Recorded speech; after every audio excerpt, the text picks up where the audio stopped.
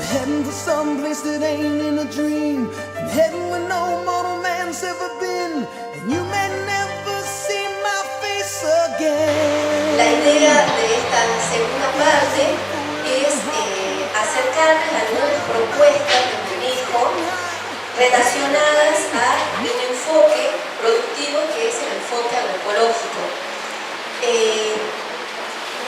Como bien decía la ingeniera Bejarano, que ha sido la primera docente que nos ha dado la charla, todos somos docentes de la facultad y en particular dentro de la facultad hay un centro que se llama Centro de Estudios para el Desarrollo de la Agricultura Familiar, que la sigla es CEDAF, y es en donde yo aparte también participo. ¿Qué características por ahí tiene este espacio? Es la posibilidad de interactuar docentes que hacen investigación que tienen distintas especialidades. Ustedes han visto recién, más que nada se ha hablado específicamente de la vinculación de los microorganismos con las plantas. La ingeniera al principio habló de interacciones positivas que puede haber, o sea, no todos los microorganismos que están en el campo ni todos los microorganismos que interactúan con las plantas los hacen para producir un daño o una enfermedad.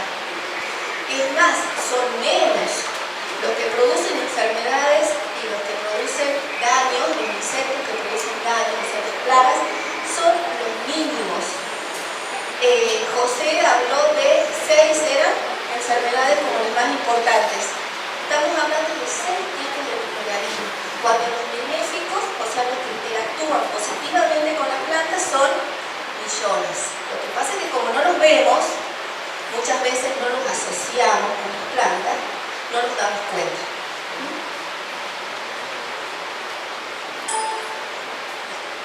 Bueno, ¿cuál es el objetivo de este espacio? Que yo les decía que interactuamos distintos profesionales de distintas disciplinas. Entonces hay agrónomos, hay biólogos, hay bromatólogos, hay abogados, hay contadores.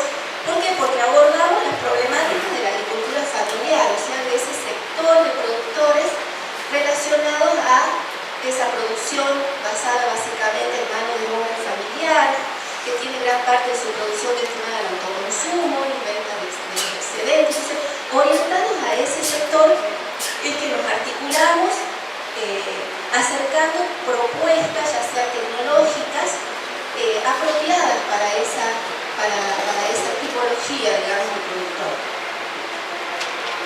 Bueno, en la página de la facultad, así como ustedes tienen en el teléfono la página www.fca.edu.ar para poder ingresar y conocer la oferta académica, las carreras que hay en Jujuy, que hay en San Pedro, las que se van a abrir nuevas y demás, van a encontrar también un icono que es este que está acá, en donde van a poder entrar a esa página, que es la página del CEDAF, o sea, de este espacio.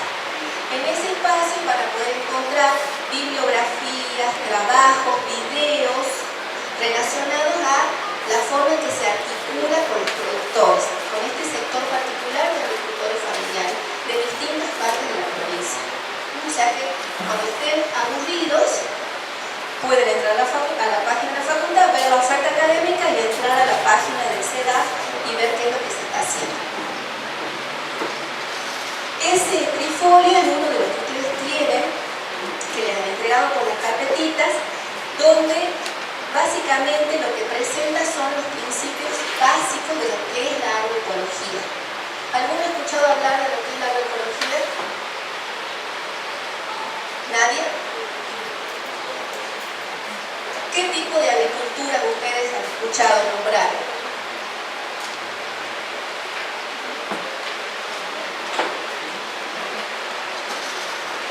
Bueno, la agroecología, ustedes tienen ahí el folletito, ¿cómo surge? Es una ciencia relativamente nueva, pero basada en sus fundamentos en la historia, digamos, de la agricultura. O sea, su fundamento no es nada nuevo, nada más que se ha ordenado, se ha estructurado y se ha generado un cuerpo de conocimientos que apunta a este enfoque particular. Y surgió, ¿por qué? Para dar respuesta a otro tipo de agricultura, que es la agricultura que ustedes capaz que conocen como producto de la Revolución Verde, basado básicamente en el uso intensivo de agroquímicos, de maquinaria, de recursos energéticos fósiles, o sea, de combustibles, o sea, es una alternativa a ese sistema de producción. Entonces, el origen de la propuesta, en el caso particular del planteo que estamos haciendo, vinculado al cultivo de la caña, está orientado básicamente a particularidades, porque en este cultivo, como es el predominio del monocultivo, asociado a prácticas de manejo que muchas veces llevan a la compactación del suelo, a la erosión, la pérdida de fertilidad de esos suelos, la disminución de los niveles de productividad de esos cultivos y alta incidencia de malezas. Normalmente cuando uno trata de buscar en la bibliografía o las referencias de productores cañeros, uno pregunta relacionado a lo que es el manejo, es decir, cuáles son sus principales limitaciones, normalmente está asociado a esas cuestiones. Entonces, bueno, empezamos a pensar a ver de qué manera desde la agroecología se puede empezar a abordar esas problemáticas. Esto es como una síntesis, fíjense que la agroecología de alguna manera está alimentada por un montón de otras ciencias. De ahí la necesidad de poder interactuar con distintos tipos de profesionales. Yo les decía, ahí en el CEDAS interactuamos distintos especialistas, tratando de mirar cada uno con su formación el mismo problema. Cosas que uno no ve el otro. Fíjense, la ecología, la antropología, la sociología, bueno, toda una serie de disciplinas y que tiene la particularidad como ciencia que tiene también dentro de sus pilares fundamentales resaltar el conocimiento tradicional de los agricultores, y para eso las propuestas tecnológicas, la innovación tecnológica, los desarrollos tienen que estar vinculados a este sector productor. O sea, no podemos investigar solo dentro de un laboratorio. Tenemos que articular con estos productores para poder saber qué es lo que ellos saben, que es mucho, y saben cosas que nosotros desde la facultad no sabemos, porque es producto de la práctica, de la cultura, de transmisiones de los padres, de los abuelos. Entonces, recuperar todos esos saberes y ver de qué forma vamos a ir generando nuevos conocimientos a través de la validación de los viejos o la innovación. ¿Sí? Bueno, a ver, ¿cuáles son estos principios de este enfoque productivo agroecológico? Básicamente la diversidad genética y de especies. Acá nos encontramos con el primer problema que tenemos normalmente en el cultivo de caña de azúcar, que como dijimos en un primer momento se trata de monocultivo. ¿Qué quiere decir eso? Que en una gran superficie de tierra tengo un solo cultivo. ¿Cómo puedo generar biodiversidad en ese sistema? Ya vamos a ver que se puede, hay alternativas, sin necesidad de tener que hacer 2 rayas de caña, 2 rayas de otra especie, porque eso sería una práctica inadecuada para las características del tipo de producción. Pero podemos incrementar la diversidad de distintas formas. Una de las formas es utilizando al menos distintas variedades, que es una práctica habitual. La integración de cultivos de animales, ya vamos a ver experiencias de otros lugares, países tradicionalmente cañeros, cómo ellos han integrado la producción animal a los cultivos intercalares, incrementando la materia orgánica. ¿De qué manera podemos aumentar? Reciclando biomasa, ya vamos a ver cómo, y el uso de los espacios, o sea, rediseñando esos sistemas. El manejo sería tratando de asegurar los siguientes procesos. Ya vamos a ver aumento de la biodiversidad tanto sobre como debajo del suelo. Ahí vamos a apuntar primero en parte a la primera charla que daba la ingeniera Bejarano. O sea, reconocer la importancia que en el manejo tienen todos los seres vivos que están asociados directa o indirectamente a esos cultivos. El aumento de la producción de biomasa y el contenido de materia orgánica, la disminución de los niveles de residuos de pesticidas, el establecimiento de relaciones funcionales, dice ahí, entre los distintos componentes, y la óptima planificación.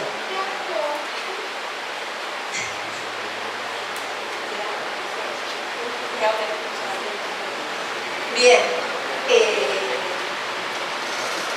sigamos. No me acerqué. Bueno, ¿cuál es el pilar fundamental? En un primer momento, la ingeniera le hablaba de la importancia del incremento de biodiversidad y que la mayor parte de esa biodiversidad, en muchos casos microscópica, que no vemos, cumple un rol fundamental en la sanidad, en el crecimiento, en el rendimiento de ese cultivo, en definitiva. Después el ingeniero Catacata habló particularmente de los microorganismos, muy poquitos, que causan enfermedades. ¿Está? Ahora bien, vamos a ver que el pilar fundamental en este caso es incrementar esa biodiversidad. ¿Por qué? Imagínense que nosotros llegamos a esta sala como hoy a la mañana y cada uno se ha ubicado en una silla. Son todos distintos. Llega un grupo nuevo a la sala y se va a querer sentar y no va a tener lugar. El espacio ya está ocupado. Entonces, imagínense que ahora llegan todos clones que me producen enfermedad. Clones de un hongo, de una bacteria o de un virus. Y que todas estas sillas son las hojas de una planta. ¿Se va a poder instalar? ¿Va a poder penetrar la hoja? ¿Va a poder producir síntomas? No, porque a nivel microscópico pasa lo mismo que acá. La superficie de la hoja va a estar cubierta de otros millones de microorganismos distintos que no le causan enfermedad. La están protegiendo a esa planta. ¿Entienden? Por eso que el secreto desde la agroecología es incrementar la biodiversidad y no la esterilidad. Ahí vamos a la reflexión que planteaba la ingeniera Bejarano. Hay sistemas en donde yo tengo que tener todo muy controlado, como si fuese un quirófano o una sala de terapia intensiva, y en donde se justifica la esterilidad. Pero hay otros sistemas en donde el incremento de biodiversidad es lo que me garantiza la sanidad. ¿Está? Entonces, pensemos, una solarización de suelo. ¿Saben lo que es una solarización de suelo? La esterilidad del suelo por a través de la energía solar, o una termoterapia que limpia toda la caña semilla de microorganismos malos, buenos o lo que fuera. Es como que nosotros acá venimos y vaciamos todas las sillas. Entonces, los organismos patógenos, los que producen la enfermedad, tienen la capacidad de multiplicarse muy rápido. Eso es una de las características principales, a veces mucho más rápido que los organismos que son benéficos. Entonces, cuando llega un patógeno y encuentra todo limpio, la ocupa todo con lo mismo. ¿Entienden? Por eso es que muchas veces en este tipo de sistemas uno no recomendaría, por ejemplo, una solarización, salvo que solaricemos un almácigo y lo recolonicemos rápidamente por lo que queremos nosotros, que ya les voy a contar qué puede ser. Entonces es importante saber que la diversidad está tanto abajo de la tierra como sobre la tierra. Y a ver qué estrategias que tienen múltiples funcionalidades. Yo no puedo decir que un abono verde me sirve exclusivamente para esto, para incrementar la materia orgánica. Son muchas las ventajas del uso del abono verde, pero a modo de ordenar, les presentamos, por ejemplo, qué puede ayudarnos a recuperar la fertilidad del suelo. Por ejemplo, incorporar los residuos de cosecha de la industria. La vinaza, el bagazo, o sea, hay distintas estrategias que se han estudiado en otras partes y que inclusive se hacen en algunos ingenios de la zona que tienen la particularidad de aprovechar los residuos tanto de la industria o de la misma cosecha de la caña de azúcar para incrementar la fertilidad.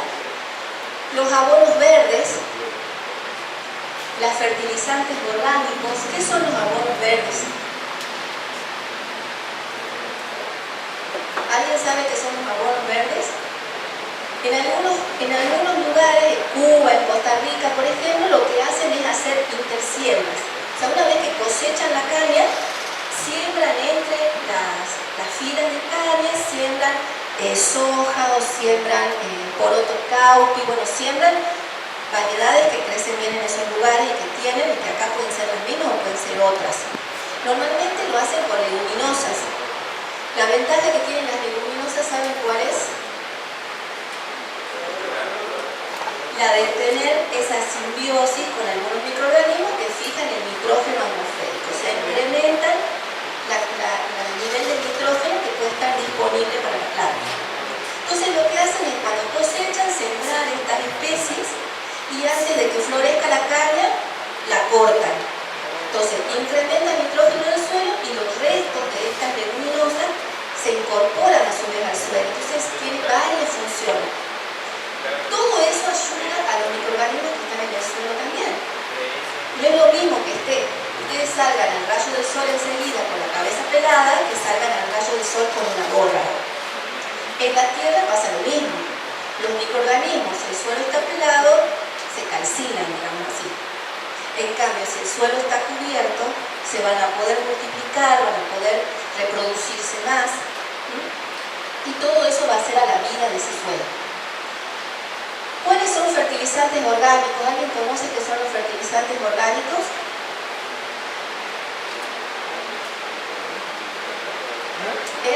Los restos vegetales se pueden convertir en fertilizantes orgánicos cuando los compostamos. Es el compost, que es la descomposición de la materia orgánica. ¿Alguien tiene compost, hacen en la escuela o en la casa? Acá hay chicos que conocen lo que es el compost. Es un fertilizante orgánico. El estiércol de distintos animales también se puede usar como fertilizante, en forma directa o compostado también. Y después también hay fertilizantes orgánicos líquidos. Muchos de estos fertilizantes orgánicos inclusive se comercializan, o sea que hay preparados comerciales de muchos fertilizantes orgánicos. Ahora, cuando nosotros tenemos muchos recursos disponibles en nuestro campo, no tiene sentido comprarlos, ¿no es cierto? Ahora, cuando yo no tengo recursos, no los puedo hacer, hay gente que hace producción orgánica y prefiere comprar. En vez de comprar el químico, compra el orgánico. Fíjense, ¿cómo puedo hacer para evitar la pérdida de vida en el suelo? Todo esto me incrementa la fertilidad y la vida del suelo. Ahora, ¿qué puedo hacer para que no se me muera lo que tengo? Como decíamos, la cosecha sin quema es clave. Ya vamos a ver algunas experiencias de cómo incide la práctica de quema en la vida de ese suelo. La rotación de cultivos, o sea, cuando yo voy a renovar un cañaveral, dejarlo en descanso, poner otra cosa en ese cañaveral por un tiempo hasta que vuelva a poner caña. Diversificar las variedades de caña, ir rotando en este lote, bueno, durante este tiempo voy a tener esta variedad, después voy a poner esta otra. Control de maleza. Ustedes ya van a ver que hay el control tradicional, digamos, el control químico, pero hay otras opciones con las cuales se pueden combinar. Cuando veíamos hoy en las primeras diapositivas este proceso de transición, no es que de un día para otro yo voy a ser convencional y al año siguiente voy a empezar a hacer lo ecológico. Es un proceso en el que voy a tratar de ir incorporando de a poco, en la medida que yo pueda, algunas de estas estrategias. Dentro de ella está, bueno, el control mecánico de las malezas, la integración animal. En muchos lugares hacen lo que se llama un manejo silvopastoril, en donde combinan también especies forestales en los cañaverales y animales. Hacen intersiembra con alguna forrajera, entonces ingresan los animales, las mismas especies sembradas. Las mismas especies sembradas van cubierto el suelo y no pueden crecer las malezas, y aparte sirven de forraje para los animales, y aparte ese animal se lo puede vender, se lo puede comer, se puede generar biocombustibles. Hay un montón de formas de hacer que todo ese circuito cierre dentro de una misma propiedad. Sustitución de insumos químicos. Esa es una primera etapa, digamos, en la transición de una producción convencional a una producción agroecológica, pero no es la única. Muchas veces se piensa en ese sentido. La producción orgánica que ustedes deben haber escuchado básicamente se basa en eso, en sustituir los químicos por los biológicos. Mientras que en este enfoque que es agroecológico vean que es mucho más integral. Llega un momento en que puede ser que no necesitemos ni siquiera bioinsumos a través de cambios en las estrategias de manejo.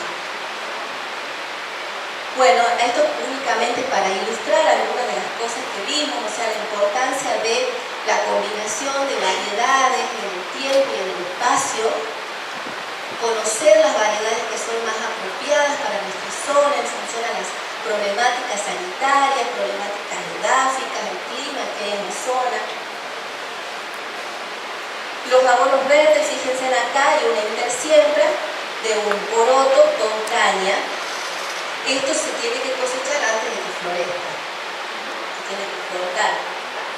Y fíjense de qué manera incide, por ejemplo, este es un trabajo que es de Cuba, de qué manera incide la producción en toneladas de caña por hectárea, esto que está en rojo, es sin abono verde y sin estiércol de gallina.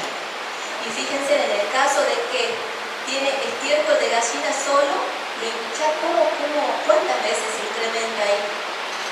Varias, ¿no? La producción. Fíjense con el abono verde y la gallinaza, son distintas experiencias. Esto, por ejemplo, son imágenes de, como yo les decía, esa combinación de sistemas silvopastoriles, donde a su vez pueden aprovechar la madera de las especies forestales que se colocan, ya sea como carbón, como madera, la producción de animales también. Y estas son imágenes que están relacionadas a cómo incide la quema en las comunidades, por ejemplo, en este caso de bacterias.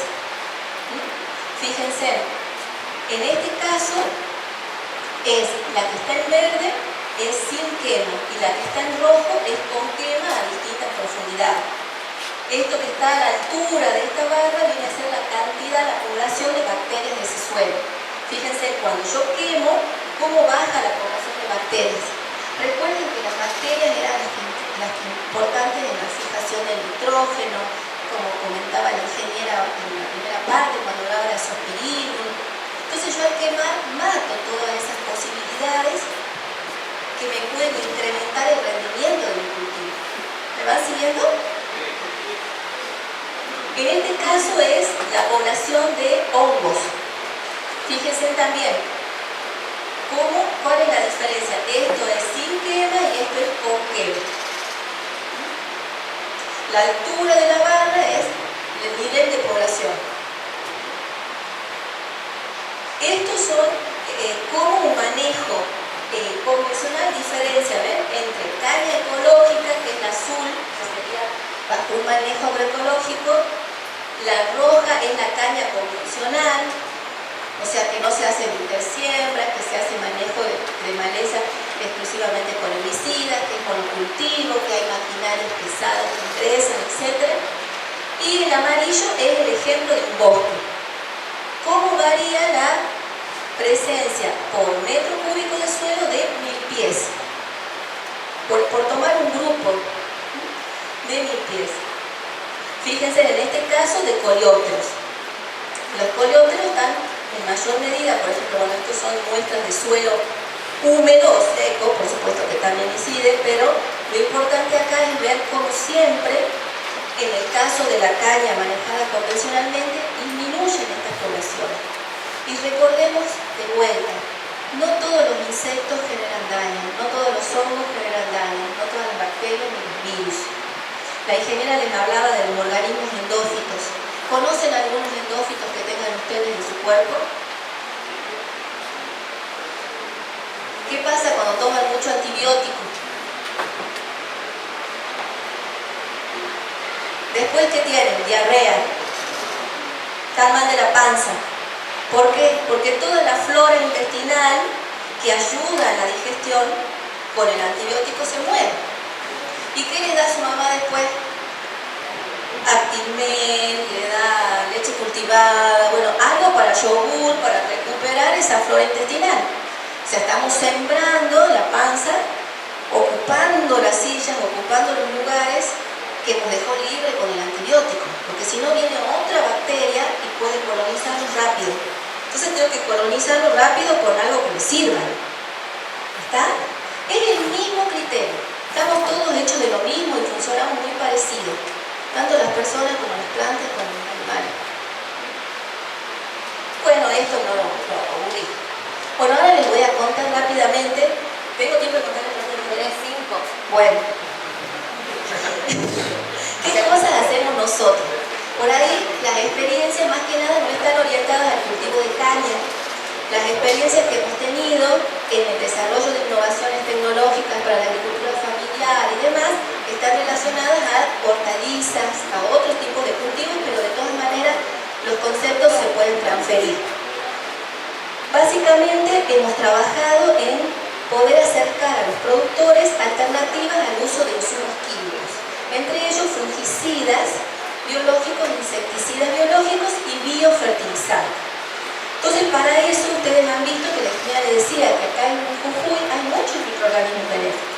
Entonces, lo que hacemos es ir al campo y buscar esos microorganismos benéficos, desarrollar protocolos de producción que sean fáciles, que lo pueda hacer el productor como si estaría haciendo un dulce, por ejemplo, así como hace un compost, como hace un té de compost, cómo elaboraría un biofungicida. Entonces, por ejemplo, en este caso acá tienen un biofungicida, que es un hongo que, como les decía la ingeniera, y ayuda a la planta a crecer, compite con los hongos que son patógenos y que se aplica de una forma muy similar a la que se aplican los químicos, con una mochila.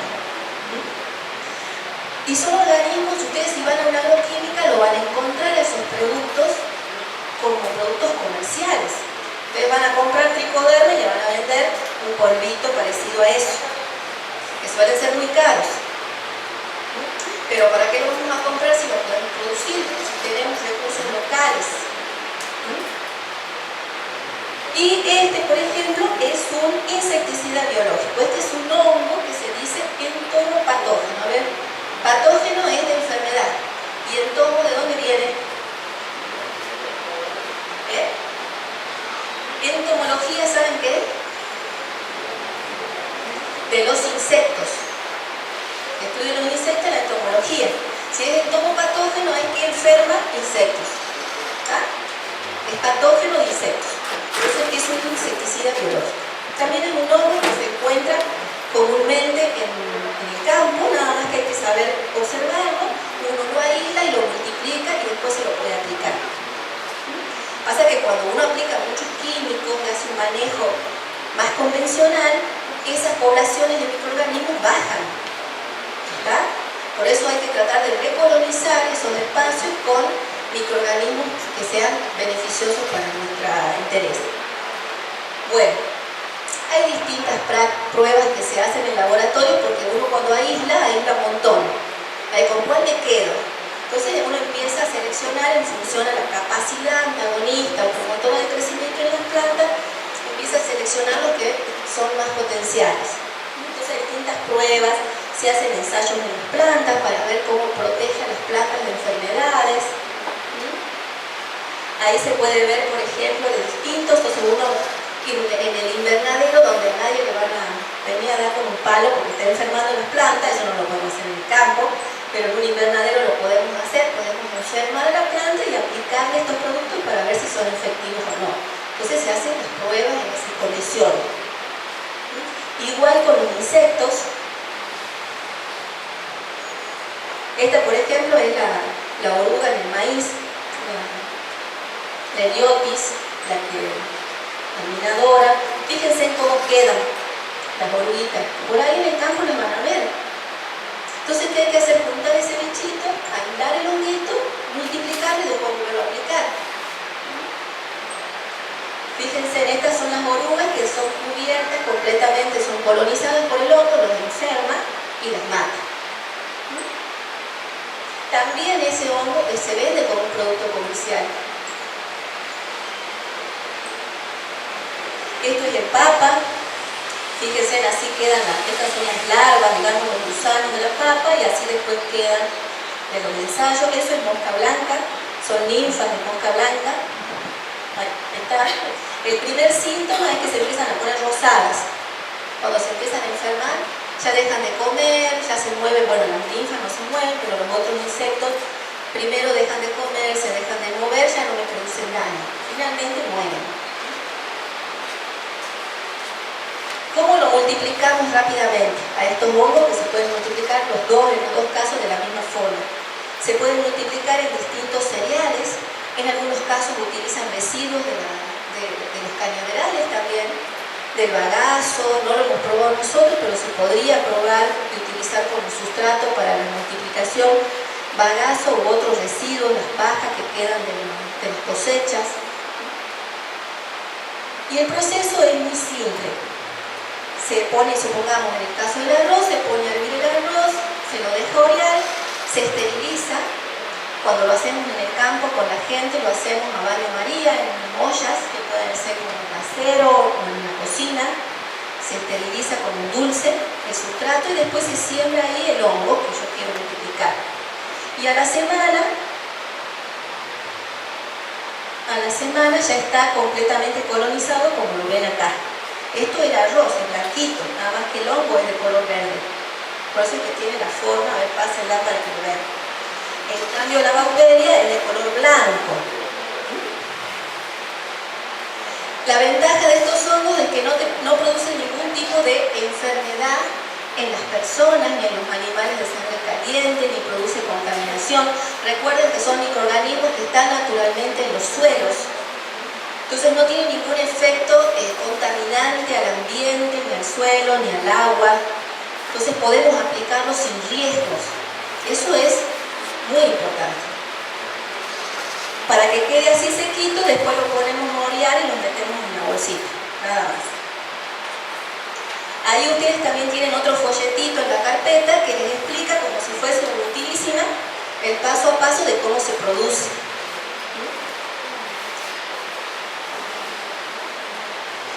Y lo mismo con, por ejemplo, ven el tema del uso como biofertilizantes de los abonos orgánicos, como compost, el resto del bagazo. Bueno, hay distintas recetas relacionadas a preparados caseros que también ustedes, seguramente sus papás o su familia en algún momento utilizan. Y lo que nosotros hacemos es la preparación de fermentos y de tés, como son el supermagro y el té de compost, para usarlos como fertilizantes foliares, o sea que se apliquen con la mochila. Entonces se hacen ensayos para ajustar las dosis de aplicación. Eso es en lechuga. Entonces se evalúa a ver a qué dosis las plantas crecen mejor. Y tienen también un folletito en la carpeta con la explicación de cómo se prepara el supermagro y el té de compost.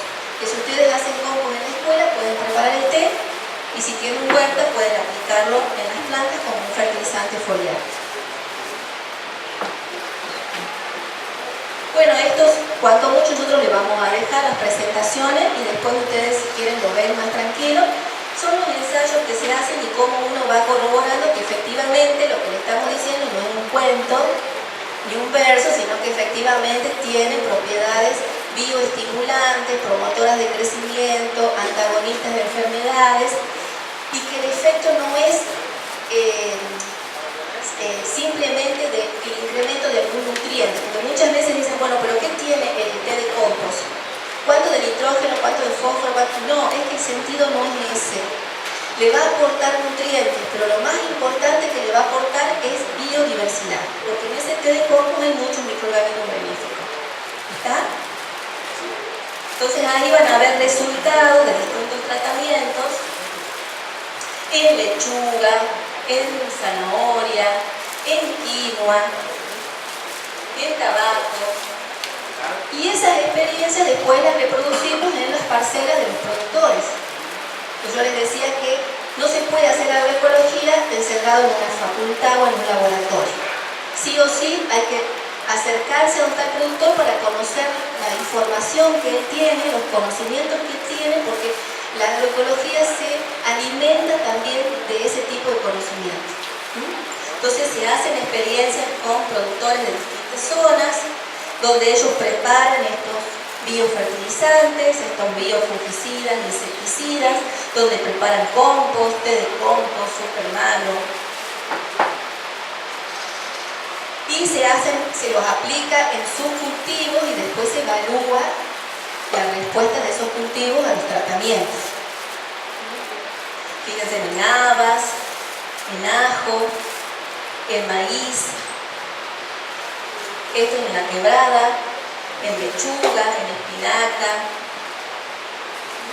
en papa.